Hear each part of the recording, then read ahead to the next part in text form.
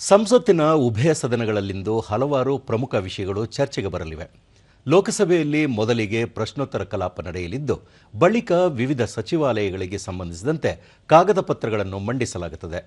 ಅಲ್ಲದೆ ಪರಿಶಿಷ್ಟ ಜಾತಿ ಮತ್ತು ಪರಿಶಿಷ್ಟ ಪಂಗಡಗಳ ಕಲ್ಯಾಣ ಕುರಿತಾದ ಸಮಿತಿ ಹಾಗೂ ಕೈಗಾರಿಕೆಗೆ ಸಂಬಂಧಿಸಿದ ಸ್ಥಾಯಿ ಸಮಿತಿ ವರದಿಯನ್ನು ಮಂಡಿಸಲಿವೆ.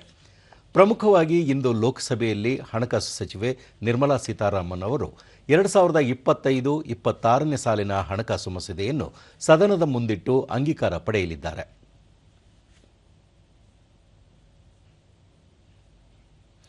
ರಾಜ್ಯಸಭೆಯಲ್ಲೂ ಪ್ರಶ್ನೋತ್ತರ ಕಲಾಪ ನಡೆಯಲಿದ್ದು, ಇನ್ನಿತರ ಪ್ರಮುಖ ವಿಷಯಗಳನ್ನು ಚರ್ಚೆಗೆ ಕೈಗೆತ್ತಿಕೊಳ್ಳಲಾಗುತ್ತದೆ.